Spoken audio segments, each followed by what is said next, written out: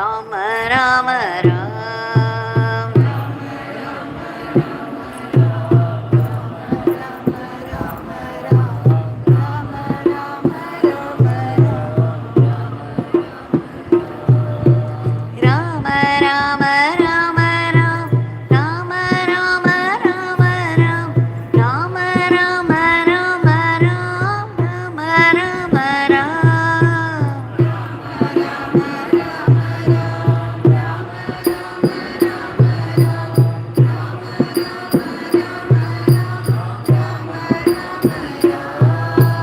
Yogi Ramsuratkumar, Yogi Ramsuratkumar, Yogi Ramsuratkumar, Jaya Guru Raya.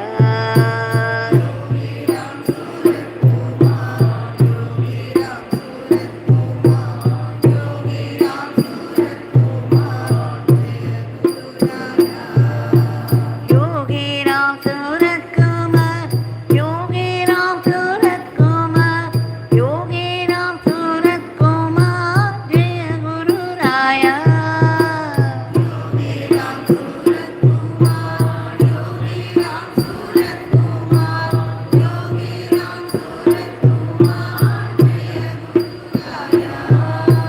Rama Rama Rama Ram, Rama Rama Rama Ram, Rama Rama Rama Ram, Rama Rama Ram.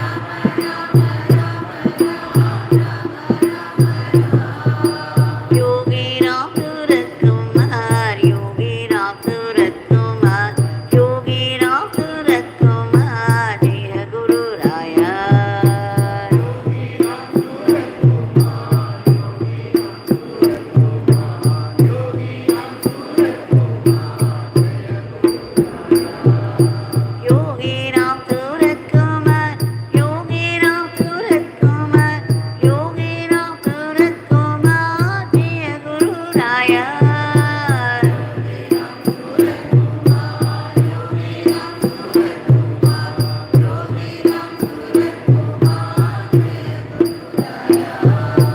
Rama Rama Rama Ram, Rama Rama Rama Ram, Rama Rama Rama Ram, Rama Rama Ram.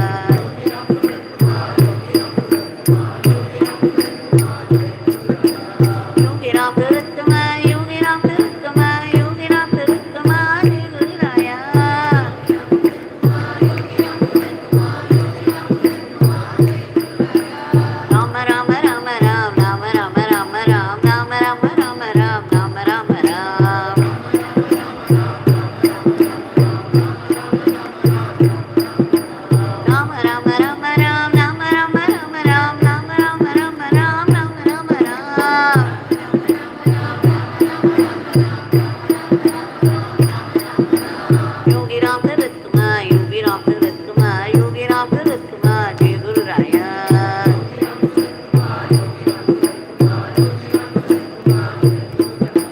Yogi Ramsuratkumar, Yogi Ramsuratkumar, Yogi Ramsuratkumar, Jai Guru Raya.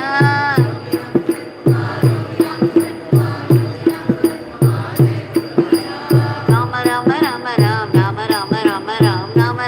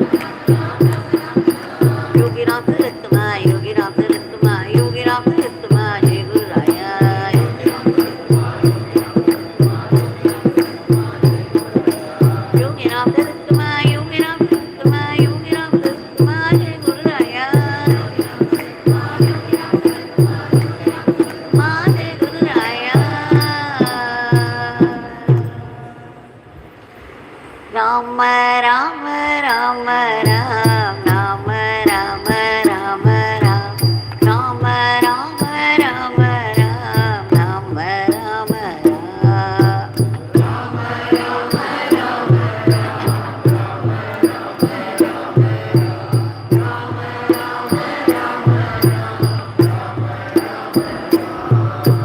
Rama Rama Rama Ram, Rama Rama Rama Ram, Rama Rama Rama Ram,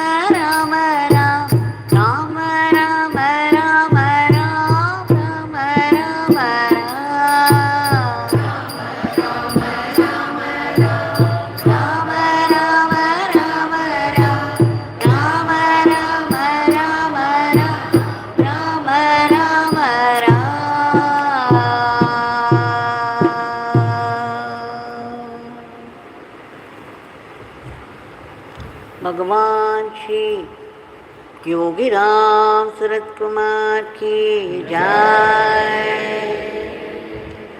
सर्वं Yogi Ram Surat कुमारार्पणमस्तु।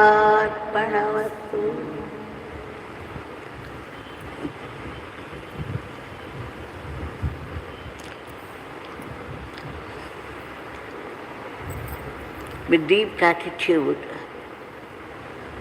for the special grace of being able to be here and sing His powerful name, the gathering, we have offered the Nama lotuses at the lotus feet of Bhagwan. We have been going through some stories of Papa Ramdas as read out to Bhagwan. Today's story, Papa Ramdas shows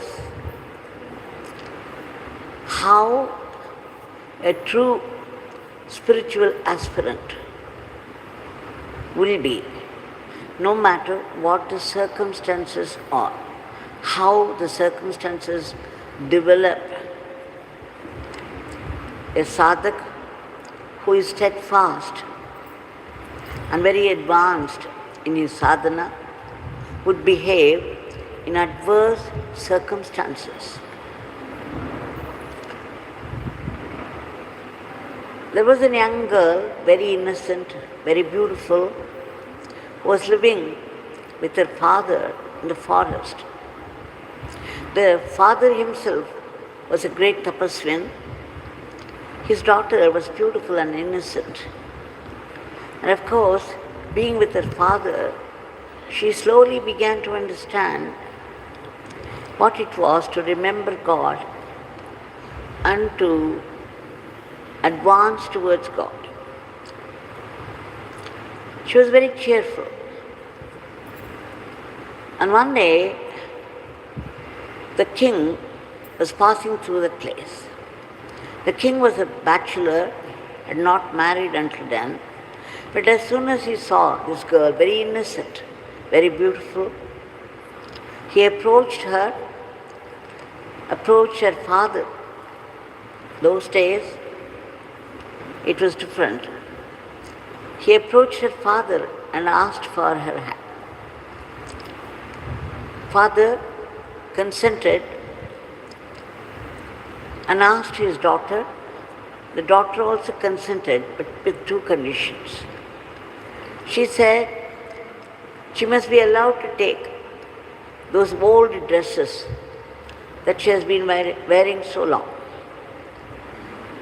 And then 1 hour out of this 24 hours of the day, she must be allowed to go inside a room and not be disturbed by anybody. These were the two conditions. The king agreed, and then life went on. One day, of course, the queen gave birth to a girl baby. Now everybody wanted a male boy, a male baby, but then they were very disappointed. And what was more, people began to talk. Already they were not very happy that the king went into a forest and married somebody who did not belong to a high caste. But now she gave birth to a baby girl. So as per the conditions of those days, these people began to pester, brainwash, as they say, the king. The queen is not fit to be a queen because she is from the forest, and the child cannot be a king's daughter. She is useless. And so they advised him to take the child away and kill that. What a terrible thought. And why would it strike them? How could they think that this was very much in the law? The king was very embarrassed. He told the queen, this is what these people say. The queen remained very calm. She said, O king, whatever you should do as per the law, you can do. And she kept quiet. Then the king gave the child to some of the soldiers and said, you can finish the child. Because the people, the kingdom, the citizens did not want the children of a low caste woman in a palace. So when the soldiers took the child away to the forest, they just did not have the heart to kill the child. The child was beautiful and innocent. So they left the child like that in the forest and went away. The king of the neighboring kingdom happened to pass by and saw this child. Immediately he took the child to his palace and began to bring up. In the meantime, the queen gave birth to a male baby this time. But then again, people who were against her said to the king, brainwashed, said, even though it's a male baby, it is still from the low caste woman who is not fit to be in a palace. It's all right if you keep her here, but then we don't want the progeny of this. So even this male baby was taken away to the forest, and again the same thing happened. The soldiers did not have the heart to kill the baby, they left it there. Now by the divine will, once again the same king happened to pass by. He saw this baby also and took it to his palace to bring up. The third time again, she conceived and gave birth to a baby girl this time. Same thing happened, the same story repeated itself.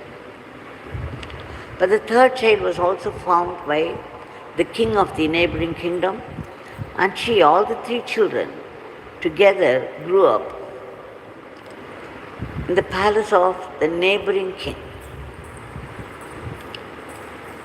But all through that, the queen from the forest, she never budged. She never harbored any negative thoughts. She thought it was only fair that they should do this. But she never missed her 1 hour in a room, and she would sometimes put on the old dress. That would irritate the people still more. Now in the meantime, those people could not bear to have the queen continue in the palace, so they suggested to the king, you take back this lady to the forest and leave her there. We don't want her in the palace.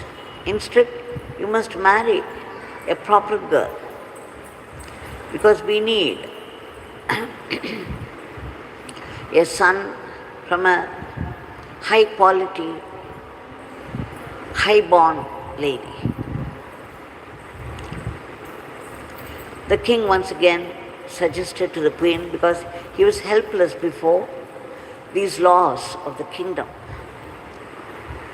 But then the queen did not say anything. She did not feel any regret. She simply nodded her head, took all her dresses, went back to the forest. She began to live there with her father once again. They had a swing also there, and she would put her father and she would be swinging Now, the marriage was fixed with the pretty girl of the neighboring kingdom. Now, the people, so clever, they said to the king, you see, the marriage is going to take place. So much work is there. The other queen whom you left in the forest is very good at work, at housekeeping, at arranging functions.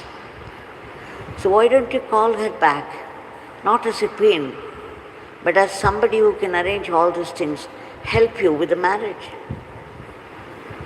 How cruel.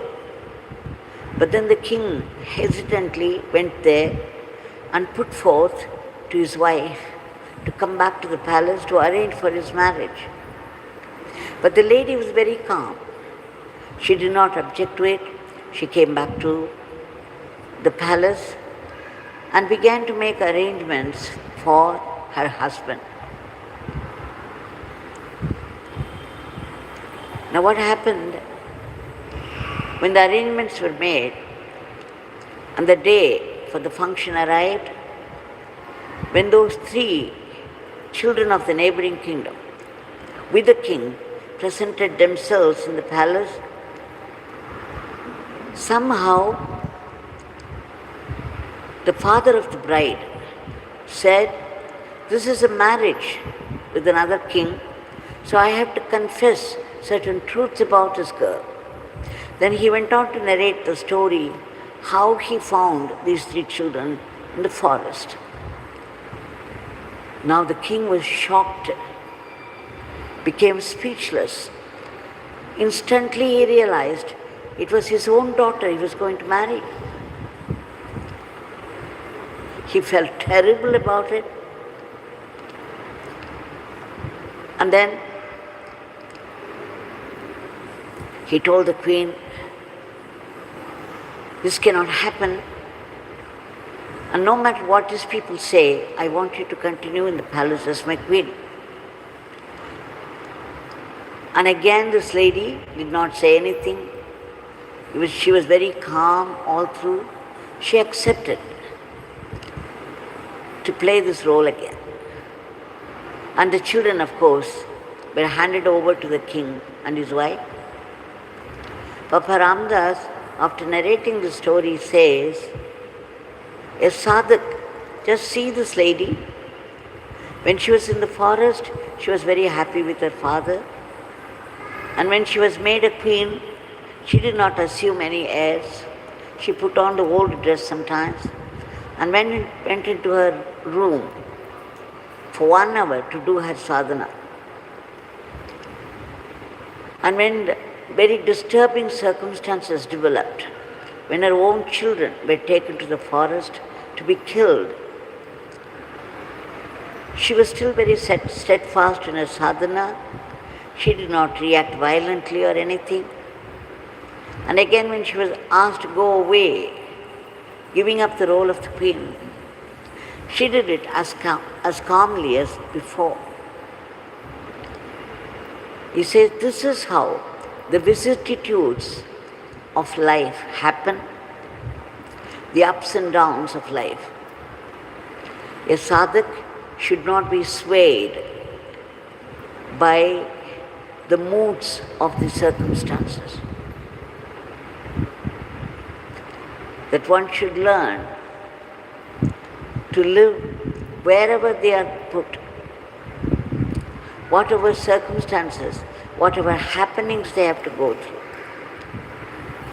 They must learn to accept all that as God-given and not react violently, creating new karmas. He says this is a lesson for every sadhak. The queen, imagine the most unusual circumstances, how terrible it must have been for a lady to send every child for killing. And then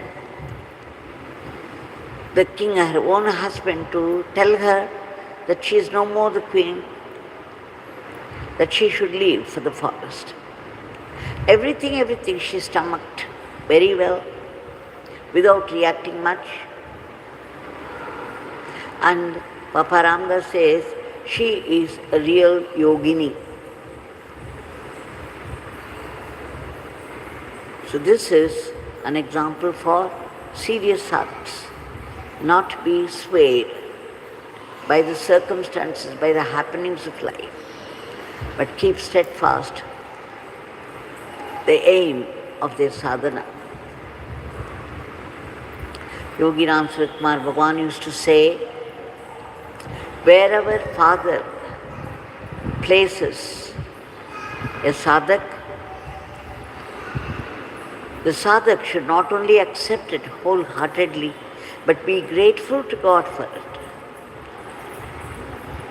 Whatever is being arranged by the Divine in life, it should be considered as the best that could happen to us at that moment. For it is truly so, even though we did not know.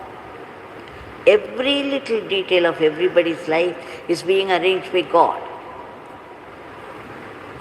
And whatever He arranges is the best for us at that moment. If we know that, then we will readily accept whatever happens as the best, and that from God. Now we shall submit today's prayer at the lotus feet of Bhagwan. We beg you, Bhagwan, again and again, a million times, for your immediate divine intervention to bring forth dharmic normalcy to today's world, where there is so much violence and lack of goodwill, lack of discipline, and growing enmity between people. And people also live any way they like and create a philosophy of their own to suit themselves. And there's again the war going on already with its ruinous results, not to mention the diseases that attack us often and the violence of nature. Bhagwan, we beg you again and again to stop this war immediately so that peace be prevalent. And we also beg you to bring in unity, growing friendship and understanding, order and harmony, and of course, a disciplined life. And also, Bhagwan, we beg you to keep under your control those diseases and the violence of nature. We also beg you to uproot all the negativities of the human mind which are responsible for today's world. We also beg you to reach out to those people who have been stranded in varied parts of the world. They may belong to different countries, speak different languages, and of different religions, yet they suffer from some past karma in great agony and are not able to get help or protection. We beg you again and again to reach out to do the needful. We also beg you to protect all those unselfish people who've been working very hard for the welfare of the other people from unhealthy, unworthy criticisms and aspersion. And Bhagwan, we beg you to give a boost to our economy and promote the growth in varied fields of activity so that India would reach that high status of the world teacher and conduct the whole world in the path of Dharma. We also pray to you in all earnestness for ceaseless and joyful chanting of your powerful name and unbroken remembrance of your leelas and teachings. We must bring them to our mind again and again so that we can convert all that is unwanted in us into our Atma Shakti. Bhagwan, we beg you to bless us to be only sattvic instruments in your hands and not rakshasic. We also beg you to bless us to run our everyday life as an offering to you and not be caught by the temptations of Maya. We seek that ultimate state of being, that ultimate state of bliss and peace. But then we need to be purified. And you have declared that the Nama is the greatest weapon, the most efficient weapon, the most powerful weapon to destroy all those unwanted things of the mind, the vasanas that we call it, which we have collected through experiences in varied previous janmas. The fear, anger, jealousy, desire, and whatnot. Bhagwan, please bless us. We have taken refuge in your powerful Nama.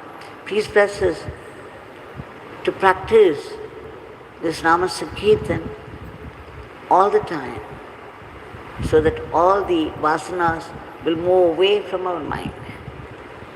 And wherever we live in this world, whatever work we do, we know it's all your work.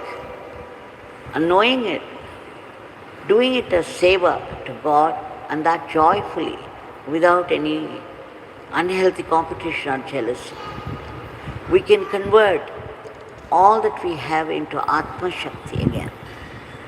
And Bhagwan, please bless us to practice acceptance of whatever life brings to us, be it a joy or sorrow.